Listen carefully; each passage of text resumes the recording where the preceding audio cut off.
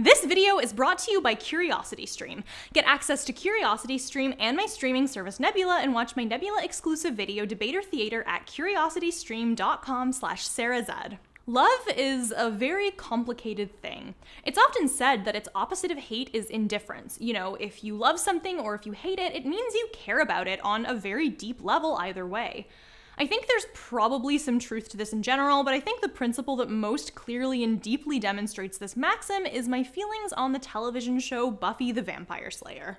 If you asked me to name my favorite show in the world, despite everything, I don't think I would hesitate for more than a second to name Buffy. The characters live in my mind, all unique and memorable and mostly lovable. The writing is funny and snappy, but unlike a lot of later Whedon and Whedon-inspired work, rarely demonstrates its humor at the expense of sincerity. Its stories are heartfelt and meaningful, and despite how over the top they can often be, they end up expressing the transition from adolescence to adulthood in some of the more honest ways I've seen, especially for a fantasy show that came out a quarter century ago. I watched the show for the first time when I was about season 1 Buffy's age, and rewatching it now, being actually older than Buffy ends up at the very end of the show, I end up finding new truths in it, new stories that emotionally resonate with me in ways they didn't initially, and a refreshed way of viewing the narrative. From goofy, over-the-top episodes like making all the middle-aged actors pretend to be moody teenagers in Band Candy, to the simple and very honest tragedy of an episode like The Body, to their musical episode, which I will once again restate is probably the best I've ever seen a single musical episode of a show ever done, Buffy is an amazing show. I love it. At the same time, if you asked me to come up with a laundry list of my deepest grievances with Buffy, I could go on for an incredibly long time. I can't make promises, but one of these days I hope to do just a full-scale video on the entire series, so I'll reserve most of those until then. But my point is that there's a lot I would change, from things that aged poorly to things that should have never been included in the show to begin with to things that are just dumb. At the end of the day though, my grievances with Buffy are not a manifestation of hating this show, they are a manifestation of loving it and wanting it to be the best it can be. And I think that's true for a large number of Buffy fans. I don't think I've ever met a single one who didn't have a list of characters, episodes, or plot points that they would change around in a heartbeat given the chance. And among that list, if you spend enough time in Buffy circles, you start to see a few things repeatedly floated around. A few episodes people take grievance with for their subject matter, that's stuff like Seeing Red and Empty Places, incredibly divisive characters like Xander, and universally hated ones like Kennedy, and that one child actor who I'm allowed to bully because he's probably like 40 now. This kid sucks. But with very little doubt, one particular episode tops the list in most discussion spaces. It's voted as the worst Buffy episode over and over again in polls and listicles. It constantly comes up on Reddit threads as the dumbest or worst made, and when you watch it, it's not exactly hard to see why. At the same time, there's been somewhat of an effort over the years to redeem it in the eyes of some detractors. You have people saying, hey, I watched this for the first time and I really don't get what the hate machine was about. This episode is literally fine. While the episode is not considered like excellent now, we've seen a backlash to the backlash start to take force, and that's pretty interesting to me. And to be honest, the entire episode on the whole and the cultural conversation among fans that sprung up around it is kinda neat and kinda interesting in general, especially when you start getting into talks about the government propaganda program that created it. So with everything in mind, I want to take you through what is widely considered Buffy's worst episode and dissect it a little bit. More specifically, I really want to look at the context in which Beer Bad was created, a heads up it's kind of weird, how it works on a deeper level, and finally I want to ask a broader question. Is Beer Bad good, actually?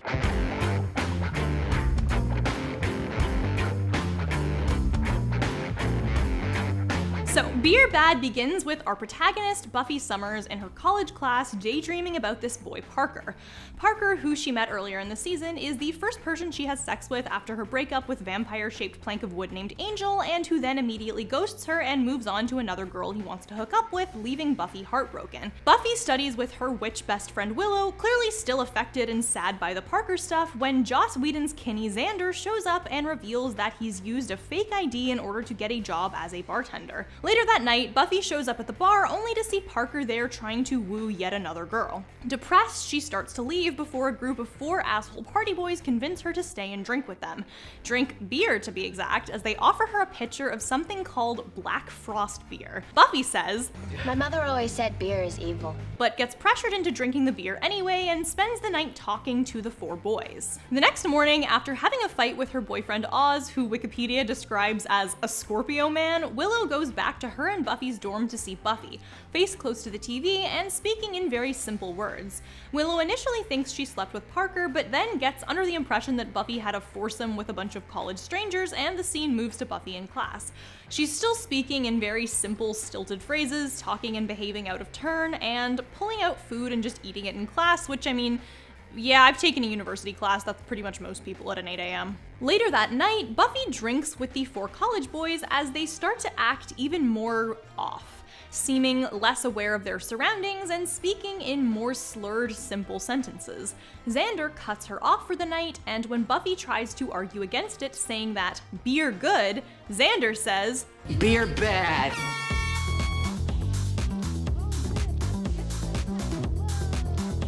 Meanwhile, the 4 college boys keep drinking more and more of the dreaded beer, demanding to know where Buffy, or as they call her, girl, is. One of them goes to the washroom and comes back as a Neanderthal caveman. The other 3 students soon undergo transitions into cavemen as well, surrounding Xander until he scares them away with a lighter.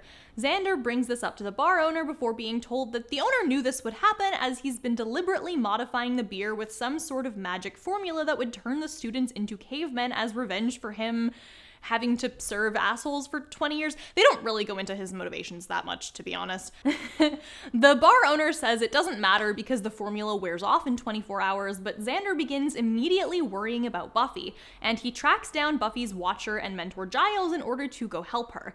Giles lambasts Xander for giving beer to Buffy. Not even cursed beer, just beer in general. I cut her off before the others, so I don't think she had as much to drink. I can't believe you served Buffy that beer. I didn't know it was evil. You knew it was beer. When they find Buffy, she has been doing cave drawings of Parker on her dorm wall, saying that Parker bad. Buffy manages to get out of the room, craving more beer. Meanwhile, in the B-plot, Willow has been talking to Parker, trying to get him to understand the hurt he caused Buffy. He tries to talk his way out of it by using charm and sympathy, but Willow proves immune as she seems to be unaffected by men's charm for some reason, and she tells him off before the caveman college students bust into the room, knock Willow and Parker out, and start a huge bonfire. Thankfully, Buffy shows up in time, and though she's afraid of the fire because, you know, caveman, she rescues Willow and hits Parker over the head with a large stick.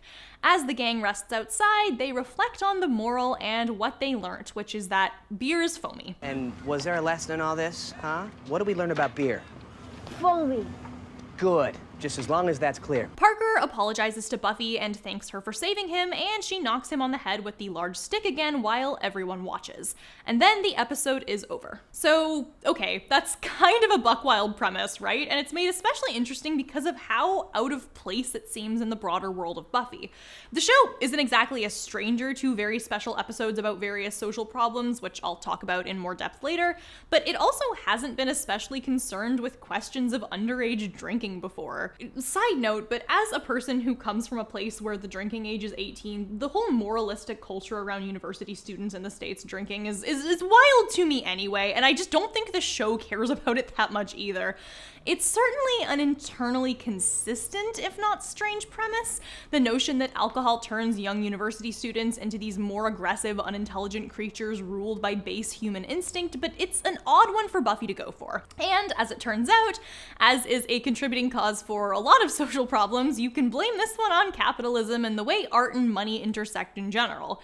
And to kind of talk about why this episode happened, we have to talk about government propaganda for a bit. The Office of National Drug Control Policy, or just ONDCP, is a US government office founded in 1989 towards the very beginning of the George H.W. Bush administration, albeit based on bipartisan drug policies primarily spearheaded in the Reagan era. The person responsible for heading this program is called the Drug Czar, which is a real actual title you can have and not just a thing they would call Jafar in a 2000s point-and-click Disney computer game about how you don't need weed to have a good time. The office is largely largely focused on policies designed to reduce drug use among teenagers, having mandated a yearly youth program immediately, and has always devoted a significant amount of resources to youth campaigning. This was especially prominent in the late 90s and early 2000s, and you'll probably recognize some of its ad campaigns, like this one. The last thing I smoked? An entire defense. Yeah, its National Youth Anti-Drug Media campaign is very, very focused on cannabis, and the longer time passes since some of this media, the more blatantly dumb some of its messaging looks.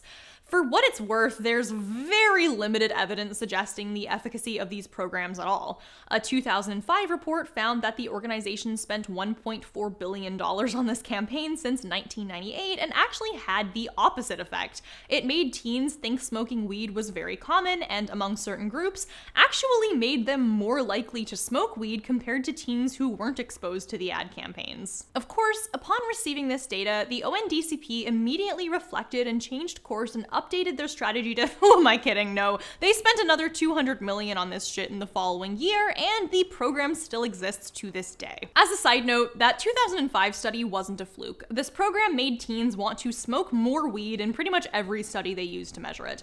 The ONDCP also runs a much less stupid and goofy program called the High Intensity Drug Trafficking Area Program, which is essentially designed to coordinate local, state, and federal anti-drug policing programs and make all three work together more effectively. Essentially, there are 28 regions in the states that are designated as these high-intensity areas to which greater funds are diverted in the form of grants. Once again, the efficacy of these programs is really vague. The office often gives super unclear answers about how well they work. In one attempt to measure the efficacy of this program, they described how many drug areas were disrupted or dismantled, and then didn't follow up at all when they asked how they defined disrupted or dismantled. You know, theoretically, one dealer named Mike getting stopped for 5 minutes counts as disrupted, right? Which is really a mixed thing, because on one hand, a bunch of money getting diverted to programs that don't do anything and lie about their efficacy is bad. On the other, the way drug policy is implemented in the states, in many places actually, but we're of course talking about the states here, has destroyed countless lives, is often explicitly incredibly racist in practice, and is just also broadly terrible. So maybe the fact that these programs appear to be giant money sinks that just make people want drugs even more is a good thing, I don't know. Yes, we've created a program contributing to a drug war that's destroyed the lives of millions, but at least it doesn't reduce drug use in any meaningful way. Oh, and they also advocate against making recreational drugs legal or even decriminalized. They used some really sketchy financial practices to lobby against greater accessibility for medical cannabis in 2002, for example.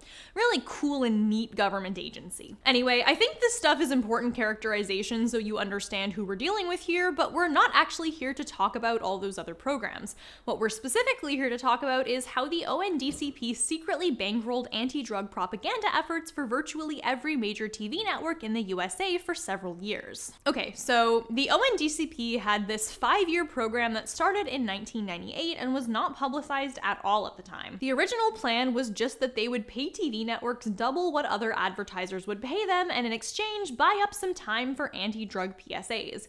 This lasted across the summer of 1998, and TV networks didn't love it. So beginning that October, the plan shifted. What the ONDCP would do instead is essentially another offshoot of their grant program. They would pay television writers to inject anti-drug messages into their shows.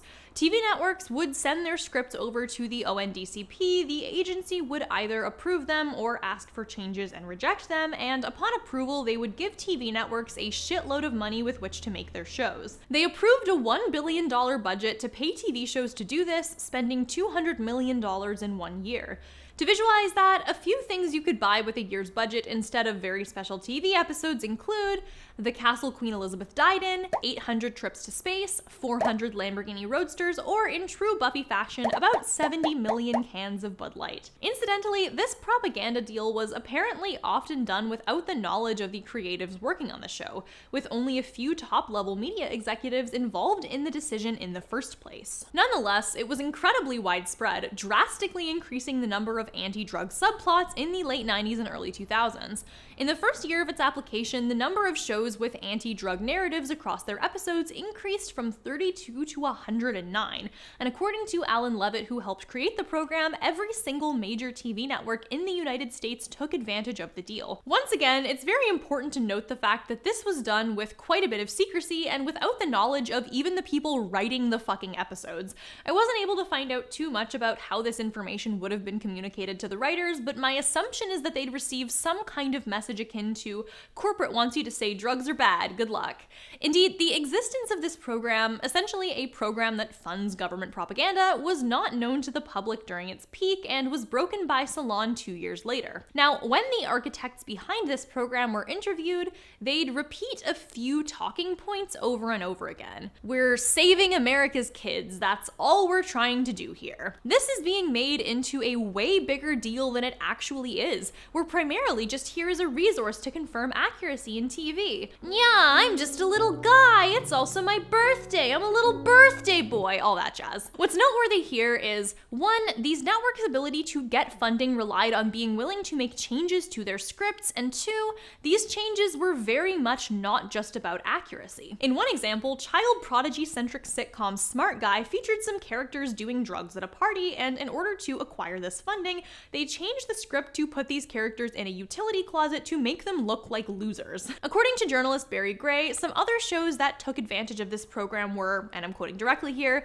NBC's ER, CBS's Chicago Hope, ABC's Home Improvement, Fox's Beverly Hills 90210, The Practice, General Hospital, Sports Night, Seventh Heaven, The Wayans Brothers, Promised Land, Cosby, yeah, let's all take a second to think about that one, Trinity, Providence, The Drew Carey Show, Sabrina the Teenage Witch, and Boy Meets World. Apparently, more than 100 TV episodes were submitted in total, which in the context of the 2000s TV landscape was a lot.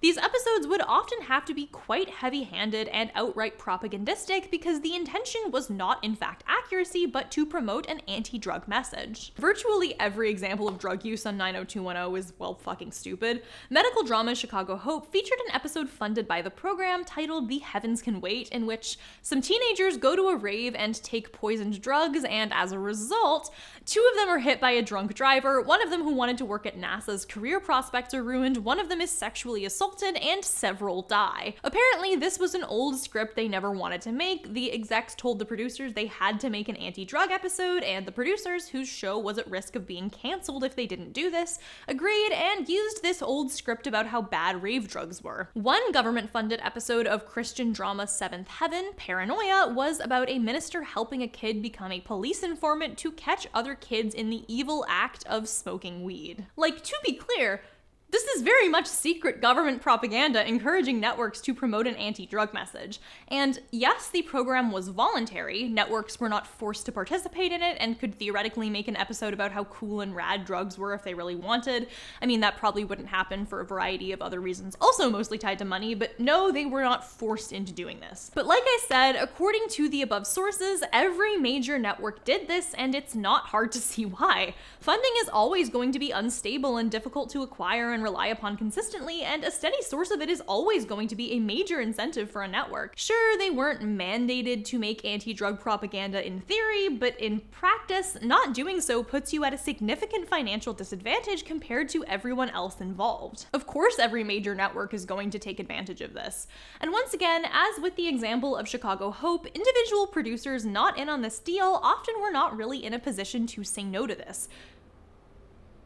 Fuck, Hamilton. And once again, as with the example of Chicago Hope, individual producers not in on this deal often were not really in a position to say no to this. So you still have people pressured by a mix of market incentives and job insecurity to unwittingly produce government propaganda, people who otherwise would not have done this and don't particularly want to. So all in all, you have a government body with a vested interest in the increased criminalization of recreational drugs with the ability to commission undisclosed propaganda in service of government anti-drug efforts, with the direct purpose of framing drug use as unequivocally harmful. This is kind of concerning, especially with the long history of governments lying about their involvement with various drug programs as a way to criminalize Black and anti-war communities. I'm just going to put this quote from former Nixon aide John Ehrlichman on screen for a second. Anyway, I mention all of this to say that Buffy is a show that aimed to take advantage of these significant funding incentives and submitted Beer Bad to the ONDCP for funding. I don't know exactly how the production for this episode worked, other than the fact that both Buffy producer David Solomon and HR department's nightmare Joss Whedon, somehow even worse Dan Harmon Joss Whedon, personification of a Reddit feminist Joss Whedon, didn't like the episode as it was being made. Apparently Whedon's words while writing it were, "I tried to make it better, but all I did was make it funnier." Given the Chicago Hope story, my speculation here is that they were probably told by higher-ups to make an anti-drinking episode and did their best with a mediocre prompt. Buffy is a show that has always struggled with budget issues, in fact not even having a proper studio to work out of in the first season. As a result, it's always had to work to do more with less. With Beer Bad though, there's this sense of a lack of real effort, of let's just get this over with, that runs through every aspect of it. While I can't confirm this, I suspect the notion that higher-ups made them do this probably contributes. The best part of this episode being made as part of a quiet government propaganda campaign is the fact that the propagandists, mind you, the propagandists who saw the Chicago Hope rave episode and went, yeah, this looks good, watched the episode in all its glory and did not like it, did not give it a single dime. According to the feedback, drugs were an issue, but it wasn't on strategy. It was otherworldly nonsense, very abstract and not like real-life kids taking drugs. Viewers wouldn't make the link to our message. And was there a lesson in all this, huh? What did we learn about beer? Fully. Good. Just as long as that's clear. Incredible. I love it so much. Everything about this is great, actually. Now, let's try to imagine the possible reasons why these people would think this episode missed the mark. The first one is that even in the canon of the show, normal beer doesn't do this. It was special fucked up beer by a special bartender with demon relatives who wanted to get revenge on the shitty kids showing up at his bar and causing problems. So as long as you don't get your hands on any of that beer, even Buffy canon, you'll probably be fine.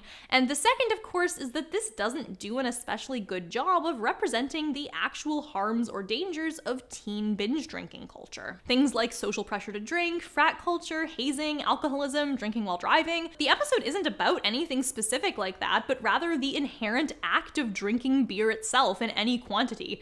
If you so much as sip a drink of beer, you are a fucking Neanderthal, a lowlife, so fucking stupid you can barely function, you goddamn critter.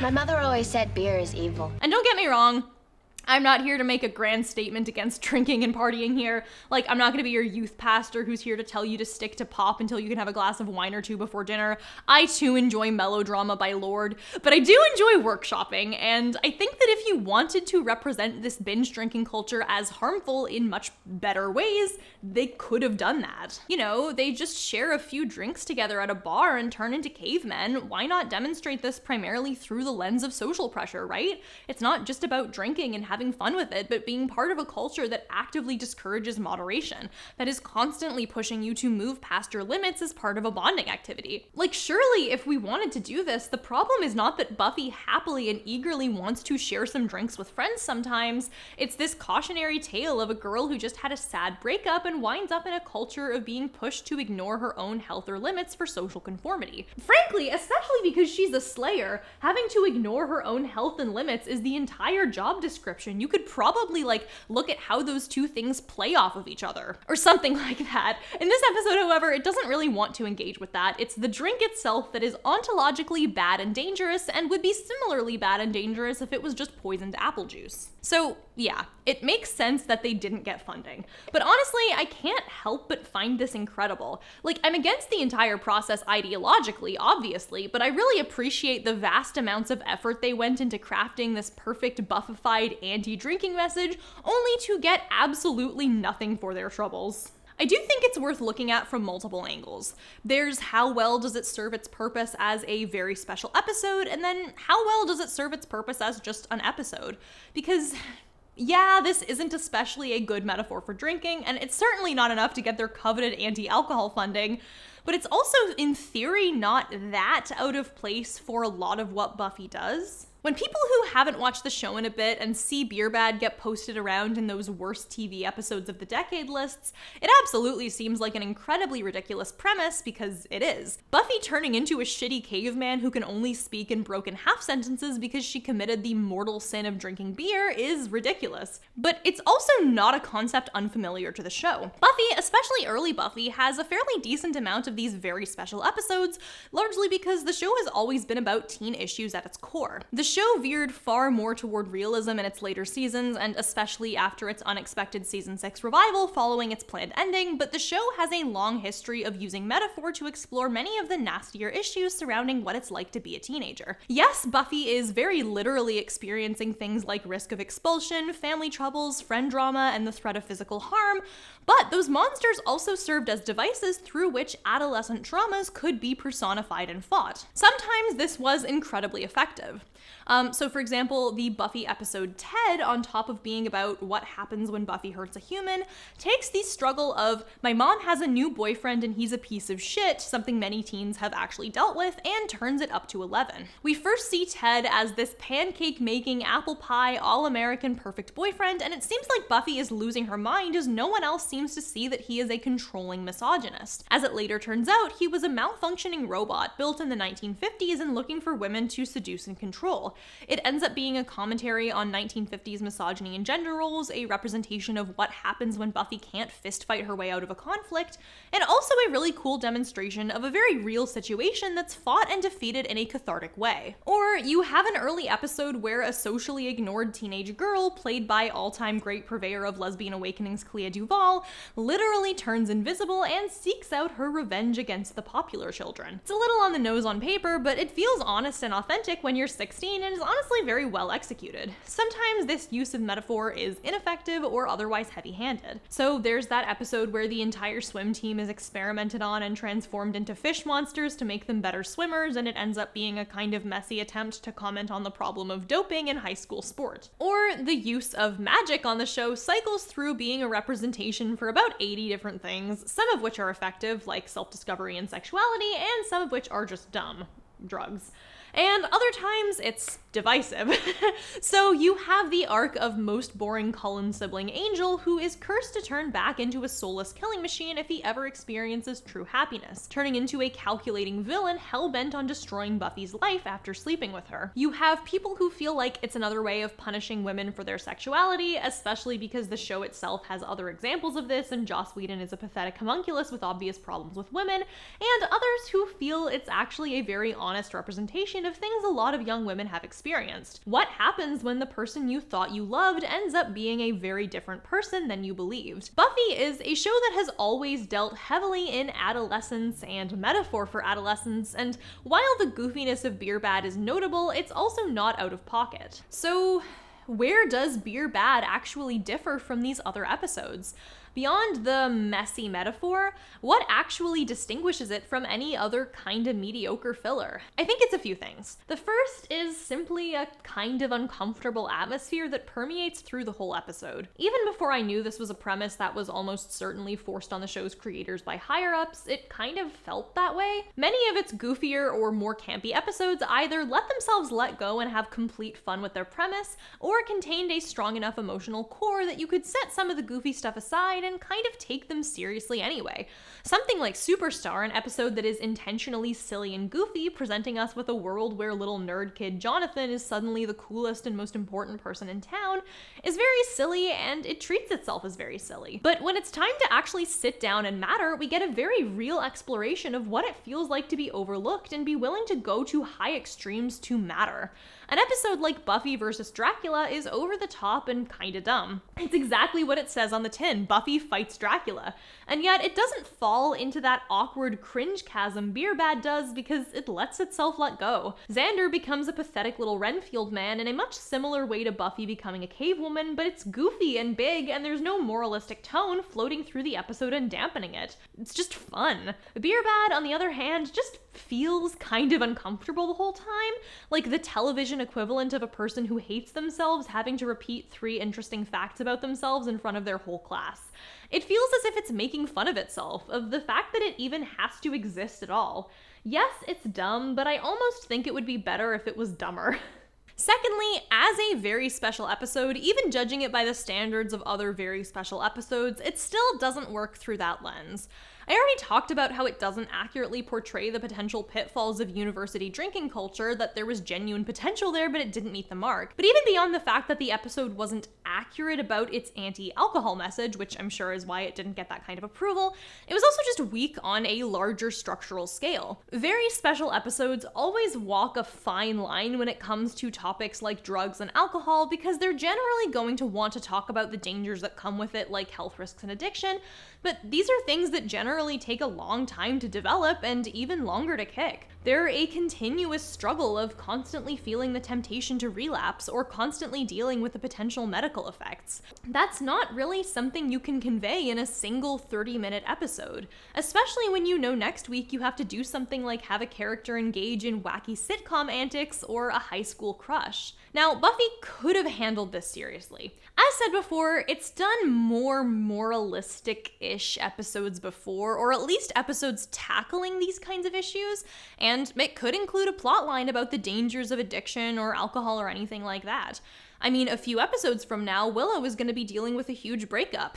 Imagine a character arc about Willow dealing with addiction in the aftermath of losing a partner. Could be promising. There's something there. Maybe. Even if we look at it through the lens of being deliberately cheesy and poking fun at the concept of making a very special episode about beer, it kind of falls flat because beyond the absurdity of the premise, there's very little here in the way of jokes or gags. At least not toward the end, with stuff like hitting Parker with a stick and the beer foamy gag. It's hard to tell exactly what direction they're going for here. Buffy and the college boys turning into cavemen is directed with the same gravitas as, like, Oz being transformed into a werewolf. It's this strange dissonance where they're presenting you with something as silly as beer turns you into a caveman and trying to make it super intense and terrifying. Obviously, a part of this is because of the fact that it's a propaganda piece, and generally speaking, they want to present the subject matter as terrifying. But also, most propaganda pieces don't have cavemen in them. You can't say beer better than Bush. If their goal was to make an episode that parodies very special episodes, it just really didn't do that well. There's lots of other shows you can watch that have made actual funny and clever episodes based on moralistic requests from higher-ups.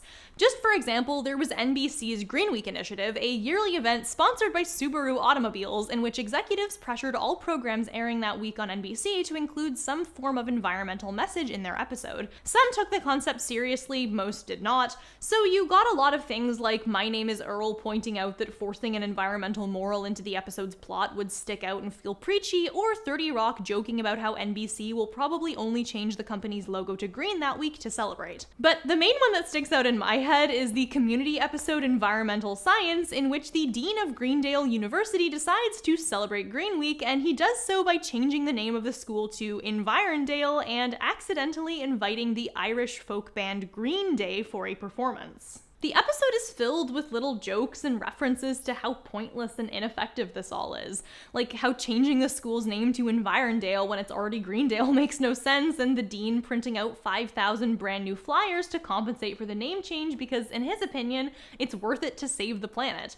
It delivers an episode that technically is about saving the environment while also clearly biting the hand and acknowledging how absurd the whole initiative was. Another example of this is Arrested Development. Executives at Fox had wanted the show to have an episode focused on a more conventional, uplifting message, suggesting an episode in which series protagonist Michael Bluth teaches his son a lesson.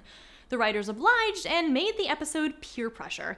In it, Michael's son, George Michael, is asked by his uncle Buster to buy weed. Michael then decides he wants to scare his son off using pot. It's here we find out about the Bluth family tradition of teaching the kids a lesson. You see, Michael and his brother's father used to hire a one-armed man to scare the kids into learning morals by pretending things like leaving the door open with the air conditioner on would eventually lead to someone violently losing their arm. So Michael hires some strippers known as hot cops to pose as police officers doing a bust, only for the fake bust to be intercepted by actual drug smugglers. They get in a fake shootout until one of them loses an arm and reveals himself to be the same one-armed man from the Bluth's childhood, hired by their father to teach Michael a lesson about not teaching your son a lesson. Thus, an episode that was meant to be about the importance of fathers instilling good morals in their children becomes a warning against generational trauma caused by scare-em-straight morality tactics. The pot and drug angle of it is is almost disregarded entirely, with more characters approving of it and not caring rather than it being a big deal.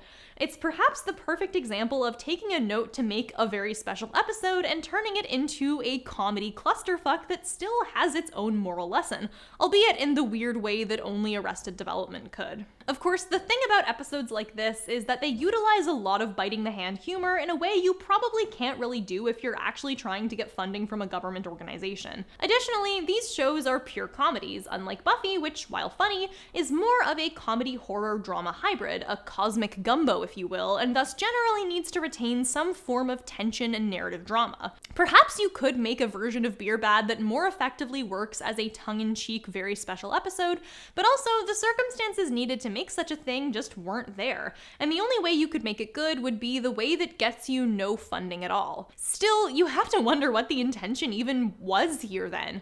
You have an episode too goofy to be a straight-up PSA, but too preachy and serious to be a fun ribbing of that sort of thing.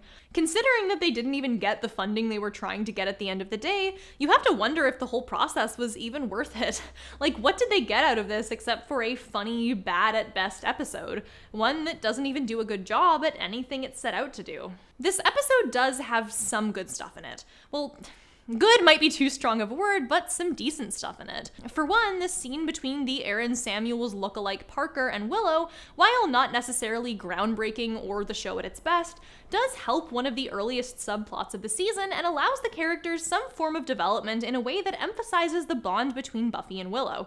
It does get tied up in all the goofiness of the caveman stuff, but for what it is, it does a pretty good job of showcasing the type of asshole college boy a freshman girl probably had to experience at one point in her life. Not that I'm bitter about it or anything, you asshole. It also introduces us to the character of Veruca, who'll become important next episode as she's the character that contributes to Willow and Oz's eventual breakup.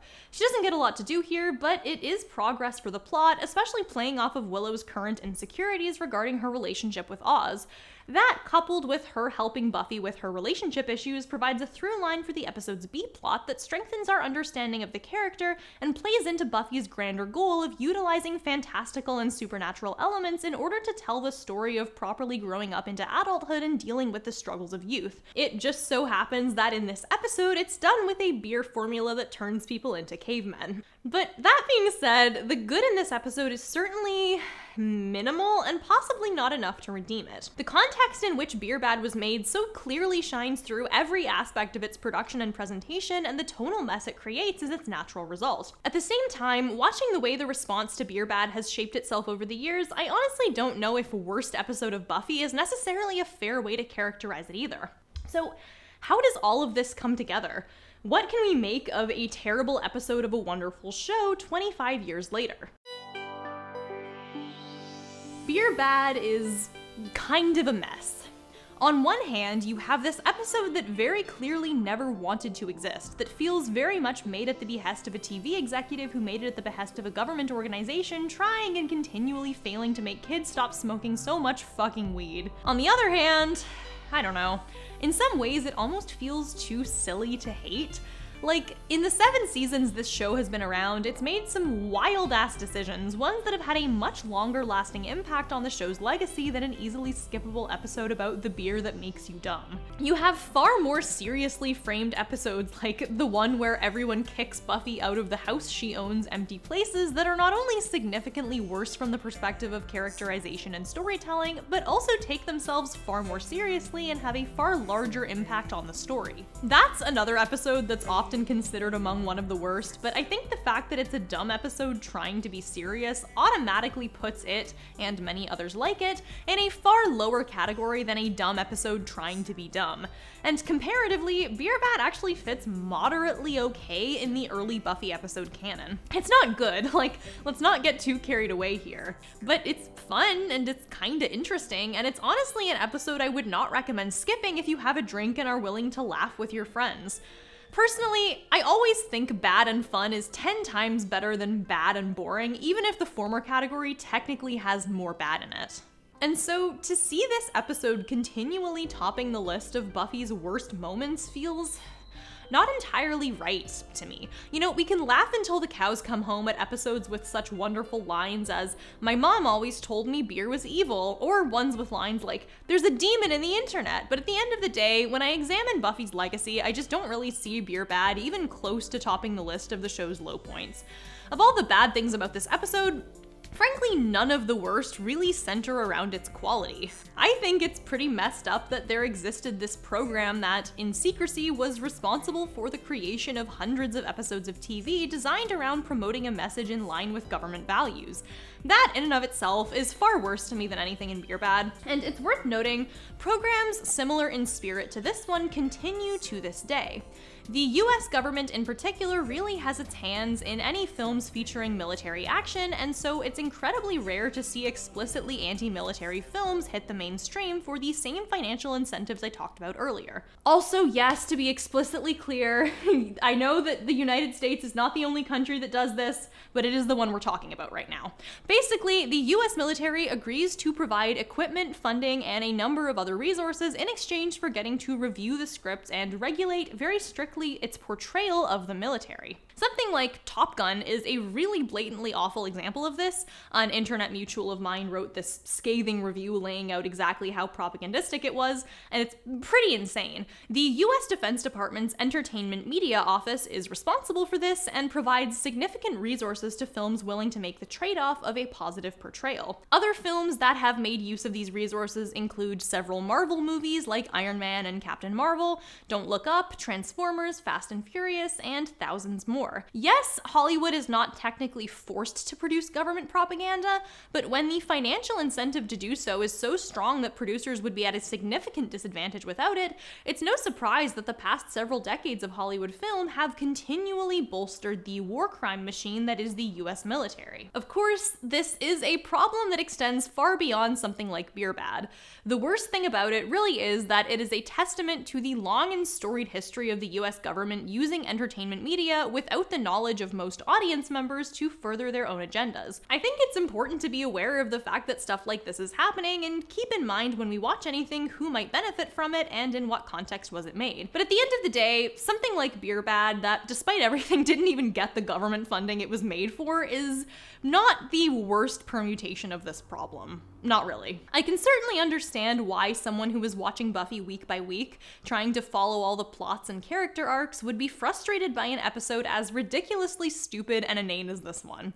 No one wants to waste time on a bad episode, especially in a season that's already trying to find its footing and new status quo with its shift to a university setting and change of core cast. I mean, even just the fact that the episode after this would be the last for fan favorite character Oz would make it frustrating. Like, we're about to lose our boy Seth Green to the Austin Powers movies, and instead of a good episode, we get dumb caveman shit. But removed from that week-to-week context and presented in the zone of it being one infamous episode in the middle of a binge where you can just watch the next episode right away, it's fine.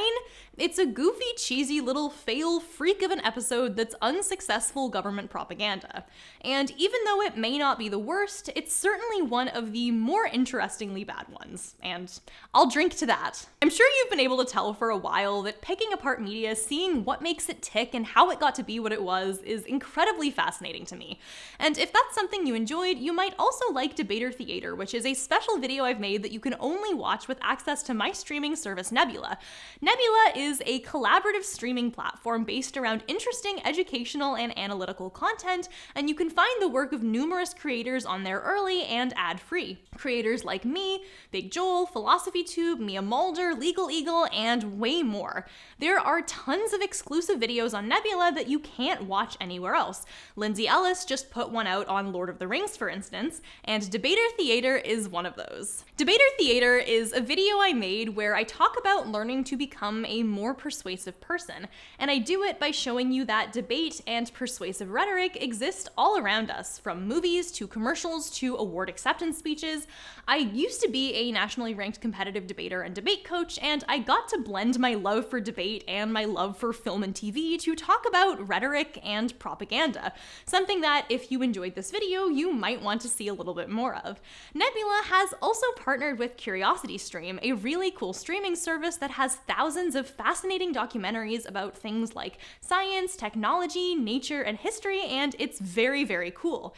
So for example, this video was about Buffy and the episode Beer Bad, and if you're interested in beer, there are tons of very cool documentaries on CuriosityStream all about it, like Beer: A Love Story, a really cool deep dive into the art and history behind its making. If you want to watch Debater Theater, Beer: A Love Story, or anything else on CuriosityStream or Nebula, all you have to do is go to curiositystream.com/SarahZ or click the link in my description and use my coupon code SarahZ at checkout. You'll get access to both CuriosityStream and Nebula. Not only that, but by using my code, you can also get a special exclusive discount on the annual plan. That's 26% off. Just go to curiositystream.com/SarahZ.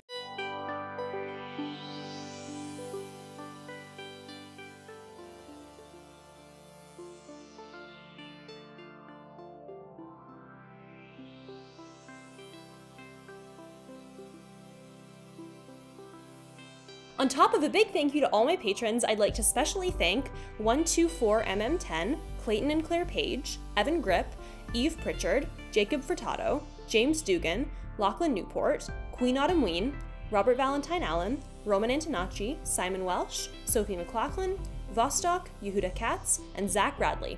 I also have one person who'd like me to shout out a charity instead of their name, so this month I'm shouting out First Book Canada, a charity centered around improving child literacy and access to educational materials for children who would otherwise have barriers to that access.